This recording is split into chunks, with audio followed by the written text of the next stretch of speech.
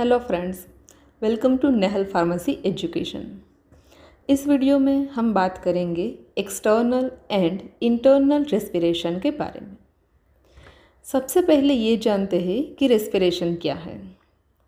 Respiration is the process of gas exchange in the body. हमारी body में जो gas exchange की process होती है उसे कहेंगे रेस्पिरेशन। रेस्पिरेशन के 3 बेसिक स्टेप हैं। फर्स्ट है पल्मोनरी वेंटिलेशन और ब्रीदिंग, सेकंड है एक्सटर्नल रेस्पिरेशन और पल्मोनरी रेस्पिरेशन, एंड थर्ड है इंटरनल रेस्पिरेशन और टिश्यू रेस्पिरेशन। सबसे पहले देखें कि पल्मोनरी वेंटिलेशन क्या है। So pulmonary ventilation is the inhalation and exhalation of the air. Pulmonary ventilation में हम एटमॉस्फेयर की एयर को इनहेल करते हैं और लंग तक पहुंचाते हैं, जबकि एक्सहेलेशन में हमारे लंग में जो एयर है उन्हें हम एटमॉस्फेयर में रिलीज़ करते हैं। So it involve the exchange of air between the atmosphere and the alveoli of lung. Atmosphere में से जब एयर इनहेल करते हैं तो उसे कहेंगे इनहेलेशन, हम सांस ले रहे हैं, और एल्वियोलाई में जो एयर है उन्हें हम एटमॉस्फेयर में बाहर निकाल रहे हैं, जिसे कहेंगे एक्सहेलेशन। दूसरा जो स्टेप है रेस्पिरेशन का वो है external respiration. Is the exchange of gas between the alveoli of lung and the blood in pulmonary capillary across the respiratory membrane. External respiration में क्या होगा? गैस का एक्सचेंज होगा। कौन से गैस का? ऑक्सीजन एंड कार्बन डाइऑक्साइड का। किसके बीच में होगा? तो लंग के एल्वियोलाई के बीच में और पल्मोनरी कैपिलरीज में जो ब्लड प्रेजेंट है उसके बीच में। यहाँ पे पल्मोनरी कैपिलरी का जो ब्लड है वो ऑक्सीजन को गेन करता है और कार्बन डाइऑक्साइड को लॉस करता है। पल्मोनरी कैपिलरी में जो डीऑक्सीजनेटेड ब्लड लेकर आता है राइट वेंट्रिकल में से, तो वहाँ पे जो ऑक्सीजन और कार्बन डाइऑक्साइड का एक्सचेंज होगा हमारे एल्वियोलाई के मेम्ब्रेन पर, मतलब कि रेस्पिरेटरी मेम्ब्रेन पर। इसके बाद जो तीसरा स्टेप है वो है internal respiration. It is the exchange of gas between blood in systematic capillary and tissue cell. यहाँ पे भी क्या हो रहा है? गैस का एक्सचेंज हो रहा है, पर किसके बीच में? सिस्टमेटिक कैपिलरी में जो ब्लड है और जो हमारे टिश्यू के सेल है उसके बीच में। यहाँ पे क्या होगा? Blood losses the oxygen and gain the carbon dioxide. Blood में से जो ऑक्सीजन है वो टिश्यू सेल्स में जाएंगे और टिश्यू सेल में जो कार्बन डाइऑक्साइड है वो ब्लड में जाएंगे। तो इस तरह से रेस्पिरेशन के 3 स्टेप रहेंगे: pulmonary ventilation, external respiration and internal respiration.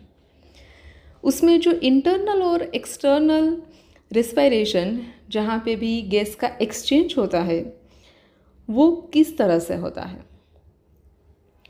So exchange of oxygen and carbon dioxide between alveolar air and pulmonary blood occur via passive diffusion।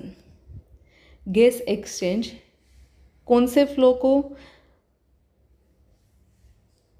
Gas exchange किस तरह से हो रहा है? सिंपल पैसिव डिफ्यूज़न की method से, मतलब कि जहाँ पे ऑक्सीजन ज़्यादा है उससे जहाँ पे ऑक्सीजन कम है वहाँ पे ऑक्सीजन की मूवमेंट होगी। ये गैस एक्सचेंज को हम 2 लॉ से डिस्क्राइब कर सकते हैं। एक है डाल्टन्स लॉ एंड दूसरा है हेनरीज लॉ। पहले बात करते हैं डाल्टन्स लॉ के बारे में। So Dalton law says that total pressure exerted by a mixture of gas is the sum of pressure exerted independently by each gas in the mixture। किसी भी गैस मिक्सचर का टोटल प्रेशर कितना होगा, वो gas mixture में जितने भी gas present हैं वो इंडिविजुअल गैस के पार्शियल प्रेशर के सम जितना। जितने भी गैस प्रेजेंट है गैस मिक्सचर में वो इंडिविजुअल गैस का जो पार्शियल प्रेशर रहेगा उस सब का अगर हम टोटल करें वो टोटल प्रेशर होगा मिक्सचर ऑफ गैस का। And the partial pressure of each gas is directly proportional to its percentage in the mixture. और किसी भी गैस का पार्शियल प्रेशर कितना होगा उस मिक्सचर में, तो कि जो गैस मिक्सचर है उसमें किसी भी इंडिविजुअल गैस का जितना परसेंटेज, जितना अमाउंट ज़्यादा उतना उसका पार्शियल प्रेशर ज़्यादा। हर एक गैस मिक्सचर में एक इंडिविजुअल गैस अपना खुद का एक प्रेशर एक्सर्ट करता है जिसे हम कहेंगे पार्शियल प्रेशर। और जो गैस का मिक्सचर है उसका टोटल प्रेशर कितना होगा, इंडिविजुअल गैस का जो पार्शियल प्रेशर है उसका समेशन करके हमें मिलेगा total pressure exerted by a mixture of gas, जो हमें समझाता है डाल्टन्स लॉ। इसके बाद जो दूसरा लॉ है वो है Henry's law. According to Henry's law, when a mixture of gas is in contact with a liquid, each gas will dissolve in the liquid in proportion to its partial pressure। जब भी ये gas mixture किसी भी liquid के contact में आएगा तो जो गैस है वो डिसॉल्व होगा लिक्विड में। कितने प्रपोर्शन में, उसके पार्शियल प्रेशर के प्रपोर्शन में। तो जब भी कोई गैस किसी भी लिक्विड के कांटेक्ट में आएगी तब वो डिसॉल्व होगी, पर कितनी, तो कि वो गैस के मिक्सचर में किसी भी इंडिविजुअल गैस का पार्शियल प्रेशर कितना है। दूसरा जो फैक्टर अफेक्ट करेगा वो है सोल्यूबिलिटी ऑफ गैस। वो गैस की सोल्यूबिलिटी वो पर्टिकुलर लिक्विड में कितनी है। तो उसके हिसाब से जो कार्बन डाइऑक्साइड है is the most soluble, oxygen is 1/20 as soluble as carbon dioxide and nitrogen is practically insoluble in plasma. Plasma में सबसे ज़्यादा सोल्यूबल है कार्बन डाइऑक्साइड, ऑक्सीजन है वो कार्बन डाइऑक्साइड से कम सोल्यूबल है और नाइट्रोजन प्लाज्मा में प्रैक्टिकली इनसोल्यूबल है। तो अभी हमने दो लॉ को डिस्क्राइब किया, Dalton's law and Henry's law. इसके बाद देखते हैं कि एक्चुअल में गैस एक्सचेंज कैसे होगा। तो ऑक्सीजन का पार्शियल प्रेशर वीनस ब्लड में होगा 40 mmHg और जो एल्वियोलाई है उसमें ऑक्सीजन का पार्शियल प्रेशर होगा 104। तो यहाँ पे देखिए पार्शियल प्रेशर का डिफरेंस बहुत ही ज़्यादा है। एक एल्वियोलाई में 104 mmHg ऑक्सीजन का पार्शियल प्रेशर है, दूसरा जो पल्मोनरी कैपिलरी में ब्लड है उसमें ऑक्सीजन का पार्शियल प्रेशर 40 mmHg है। तो इन दोनों के बीच में जो स्टीप ग्रेडियंट है, जो बहुत ही ज़्यादा डिफरेंस है पार्शियल प्रेशर का, उसकी वजह से ऑक्सीजन है वो एल्वियोलाई में से ब्लड में डिफ्यूज़ हो जाएगा। क्यों? क्योंकि एल्वियोलाई में ऑक्सीजन का पार्शियल प्रेशर 104 है, ब्लड में उसका पार्शियल प्रेशर 40 mmHg है। तो ये डिफरेंस को इक्विलिब्रियम में लाने के लिए जो ऑक्सीजन है वो एल्वियोलाई में से ब्लड में मूव करेगा। Carbon dioxide has lower partial pressure gradient, but it is 20 times more soluble in plasma than oxygen. इसी के साथ जो कार्बन डाइऑक्साइड का ट्रांसपोर्ट होगा वो भी ऑक्सीजन के जितना ही होगा। कैसे? कार्बन डाइऑक्साइड का जो पार्शियल प्रेशर डिफरेंस है वो कम है, बट वो ऑक्सीजन से 20 गुना ज़्यादा सोल्यूबल है। इसलिए जितना भी ऑक्सीजन ट्रांसपोर्ट हो रहा है उसी के साथ में उतना ही कार्बन डाइऑक्साइड भी ट्रांसफ़र होगा ब्लड और एल्वियोलाई एयर के बीच में।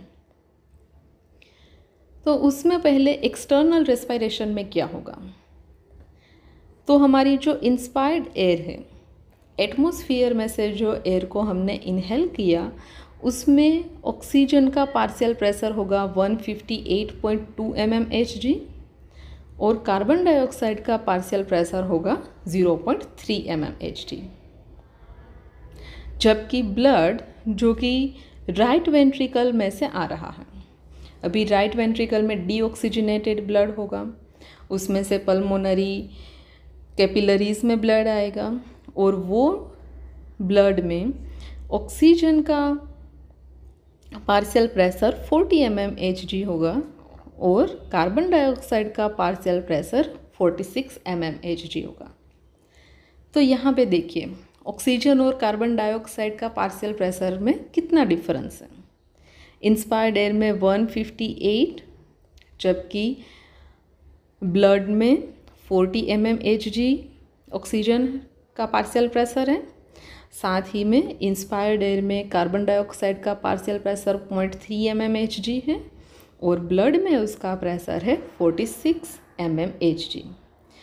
तो ये डिफरेंस की वजह से there is a quick diffusion of oxygen from inspired air to the blood and of CO2 from the blood to the air in the lung. क्या हो रहा है?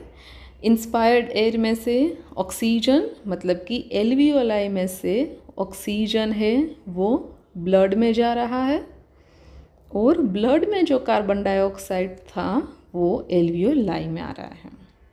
क्यों? क्योंकि यहाँ पे पार्शियल प्रेशर का डिफरेंस है जिसे इक्विलिब्रियम में लाने के लिए ऑक्सीजन और कार्बन डाइऑक्साइड का क्विक डिफ्यूज़न हो रहा है। तो इस तरह से गैस एक्सचेंज होगी एक्सटर्नल रेस्पिरेशन में एल्वियोलाई के लेवल पर। अभी जो तीसरा स्टेप रहा रेस्पिरेशन का वो है exchange of gas at the tissue level, at the internal respiration. When the blood reaches various tissue, there is exchange of oxygen from blood to the tissue and of carbon dioxide from tissue to the blood. अभी pulmonary capillaries में जो blood था वो blood और alveoli के air के बीच में oxygen और कार्बन डाइऑक्साइड का ट्रांसपोर्ट हो गया। पल्मोनरी वेन है वो ऑक्सीजनेटेड ब्लड को लाएगी लेफ़्ट एट्रियम में, वहाँ से वो आ गया लेफ़्ट वेंट्रिकल में। अभी लेफ़्ट वेंट्रिकल में से ऑक्सीजनेटेड ब्लड सिस्टमेटिक सर्कुलेशन में जाएगा और बॉडी के each and individual cell tissue को ऑक्सीजन पहुंचाएगा। अभी जो सिस्टमेटिक कैपिलरी में ब्लड है वहाँ ऑक्सीजन ज़्यादा है और कार्बन डाइऑक्साइड कम है। तो जब भी वो सिस्टमेटिक कैपिलरी का ब्लड किसी भी टिश्यू या सेल तक पहुंचेगा तब फिर से ऑक्सीजन और कार्बन डाइऑक्साइड का ट्रांसपोर्ट होगा ब्लड और सेल या तो टिश्यू के बीच में। और अगेन रीज़न क्या है? Pressure gradient. कैसे? Partial pressure is about 40 mmHg and partial pressure of carbon dioxide is about 46 mmHg in the tissue. हमारी जो टिश्यू या सेल है उसमें ऑक्सीजन का पार्शियल प्रेशर रहेगा 40 mmHg, कार्बन डाइऑक्साइड का रहेगा 46 mmHg। साथ ही में हमारी जो सिस्टेमेटिक कैपिलरीज में ब्लड है वो ब्लड में ऑक्सीजन का पार्शियल प्रेशर होगा 100 mmHg और कार्बन डाइऑक्साइड का होगा 40 mmHg। तो यहाँ पे डिफरेंस देखिए, ब्लड में है 100 mmHg ऑक्सीजन का पार्शियल प्रेशर, टिश्यू में है 40 mmHg का। तो इसकी वजह से क्या होगा, ब्लड में से जो ऑक्सीजन है वो टिश्यू में जाएगा और उसके अपोजिट टिश्यू में जो भी कार्बन डाइऑक्साइड है वो जाएगा ब्लड में। तो इस तरह से टिश्यू के लेवल पर भी गैस एक्सचेंज हो रहे हैं, कार्बन डाइऑक्साइड एंड ऑक्सीजन, और उसका भी रीज़न है प्रेशर ग्रेडियंट। तो इस तरह से हमारा जो रेस्पिरेशन है वो कंप्लीट होता है। पहले होता है पल्मोनरी वेंटिलेशन जिसमें इनहेलेशन एंड एक्सहेलेशन होगा, फिर इनहेल्ड एयर और एल्वियोलाई, इनहेल्ड एयर जो एल्वियोलाई में प्रेजेंट है उसके और पल्मोनरी कैपिलरीज में जो ब्लड है उसके बीच में गैस एक्सचेंज होगा जिसे कहेंगे एक्सटर्नल रेस्पिरेशन। और उसके बाद जो सिस्टमेटिक कैपिलरीज में ब्लड है उसके और सेल या टिश्यू के बीच में ऑक्सीजन और कार्बन डाइऑक्साइड का ट्रांसफ़र होगा जिसे कहेंगे हम इंटरनल रेस्पिरेशन। और इस तरह से हमारी ब्रीदिंग मैकेनिज़्म चलती है। टोटल 3 स्टेप में ब्रीदिंग होगी, pulmonary ventilation, external respiration and internal respiration. Thank you friends. अगर ये वीडियो आपको अच्छा लगे तो लाइक करें, शेयर करें और आगे भी इसी तरह के वीडियोस को देखने के लिए Nehal pharmacy education YouTube channel को सब्सक्राइब करें। Thank you friends.